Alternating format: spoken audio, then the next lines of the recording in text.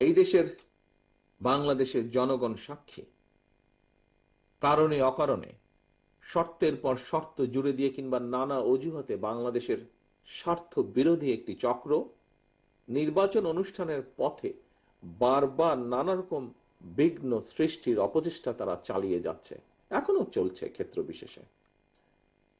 আল্লাহ রহমতে আলহামদুলিল্লাহ সব রকম বাধা উপেক্ষা করে প্রায় ১.৫ দশকেরও বেশি সময় পর নির্বাচন কমিশন শেষ পর্যন্ত জনগণের সেই কাঙ্ক্ষিত জাতীয় নির্বাচন অনুষ্ঠানের তারিখটি ঘোষণা করেছে।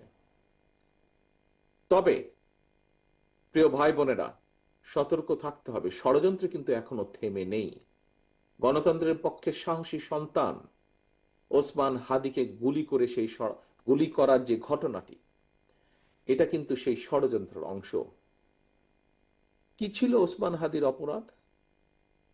একজন রাজনৈতিক কর্মী হিসাবে আমার মনে যে প্রশ্নগুলি দেখা দিয়েছে, এই কয়েকটি প্রশ্নের জবাবের মধ্যেই আমার মনে হয় গণতান্ত্রিক জনগণের সামনেও এই যে এই ঘাতকদের চরিত্র স্পষ্ট হয়ে উঠবে।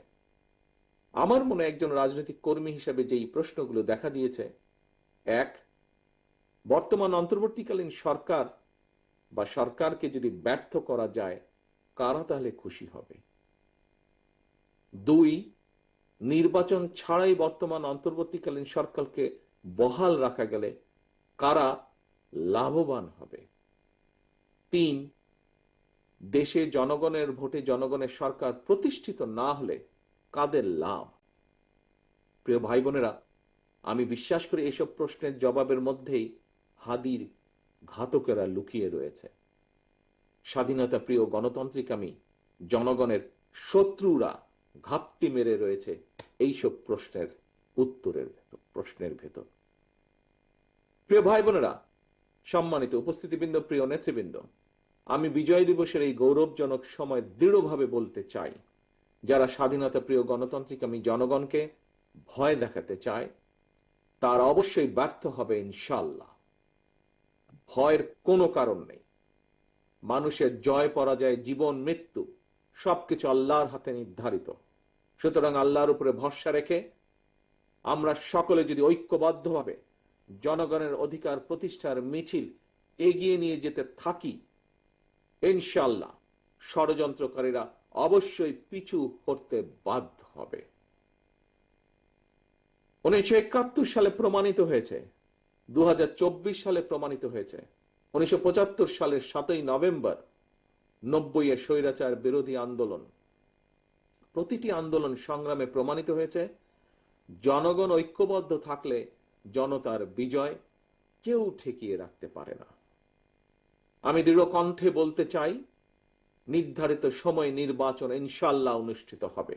আসন্ন নির্বাচনকে সামনে রেখে গ্রামে গঞ্জে, শহরে বন্দরে, নগরে, বাজারে মহল্লায়, অলিগলিতে, রাজপথে জনগণের নিজেদের অধিকার প্রতিষ্ঠার এই নির্বাচনে মিছিলে আমিও আপনাদের সঙ্গে থাকবো ইনশাআল্লাহ। প্রিয় ভাই বোনেরা, আসন্ন জাতীয় নির্বাচন কিন্তু কেবলমাত্র একটি এক্সপেরিমেন্ট বা এক্সপেরিয়েন্স অর্জনের নির্বাচন নয়। সম্মানিত মহাসচিব সাহেব আজকের অনুষ্ঠানের সভাপতি কিন্তু ওনার বক্তব্যে বলেছেন, আমিও অতীতে বারবার বলেছি, আসন্ন জাতীয় নির্বাচন অতীতের যে কোনো নির্বাচনের চেয়ে জটিল এবং গুরুত্বপূর্ণ। কেন? এবারের নির্বাচনের সঙ্গে জড়িত আছে বর্তমান এবং ভবিষ্যৎ প্রজন্মের স্বাদ, আশা, আকাঙ্ক্ষা, স্বার্থ এবং সম্ভাবনা। সর্বোপরি এবারের নির্বাচনের সঙ্গে জড়িত আছে বাংলাদেশের স্বার্থ এবং সার্বভৌমত্বকে সুসংহত রাখার প্রশ্ন। প্রিয় ভাই বোনেরা, আগামী দশকটি হবে রূপান্তরের দশক এবং এই চিন্তা নিয়েই আমরা আমাদের দেশ গড়ার কর্মসূচি বাস্তবায়নের পরিকল্পনা তৈরি করেছি। দেশের জনসংখ্যার অর্ধেক নারী, 4 কোটি বা তারও বেশি তরুণ, কোটি কোটি কৃষক, শ্রমিক, কর্মক্ষম এই জনসংখ্যাকে কাজে লাগিয়ে বাংলাদেশের বিজয়কে সুসংহত করাই হচ্ছে বিএনপির একমাত্র লক্ষ্য। একটি স্বনির্ভর সমৃদ্ধ বাংলাদেশ গড়ে তোলার মাধ্যমেই আমরা আমাদের আগামীর প্রতিটি বিজয় দিবসকে আরো গৌরবান্বিত এবং আরো অর্থবহ করে গড়ে তুলতে চাই। মহান বিজয় দিবসের এই প্রাক্কালে আমি দল, মত, ধর্ম, বর্ণ নির্বিশেষে কৃষিজীবী, শ্রমজীবী, পেশাজীবী, শিল্পী, সাহিত্যিক, শিক্ষক, সাংবাদিক, বুদ্ধিজীবী, ওলেমা, আলেম, পীর, মাশায়েখ তথা বাংলাদেশের সকল শ্রেণী পেশার মানুষ, প্রতিটি নাগরিককে জানাই মহান বিজয় দিবসের আন্তরিক শুভেচ্ছা। মহান বিজয় দিবস উপলক্ষে বিজয়ের বার্তাকে, প্রিয় ভাই বোনেরা, বিজয়ের যে বার্তা, এই বার্তাকে আমরা শুধুমাত্র স্লোগানের ভিতরে সীমাবদ্ধ রাখব না।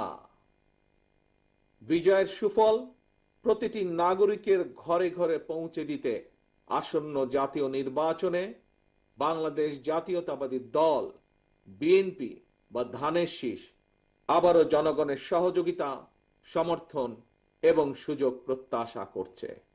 পরিশেষে আল্লাহর দরবারে 1971 সালের স্বাধীনতা অর্জনের যুদ্ধে শহীদ এবং 2024 সালে স্বাধীনতা অর্জনের যুদ্ধে শহীদ এবং 71 থেকে আজ পর্যন্ত দেশে গণতন্ত্র এবং জনগণের অধিকার প্রতিষ্ঠার আন্দোলনে সকল শহীদদের রুহের মাগফিরাত কামনা করছি।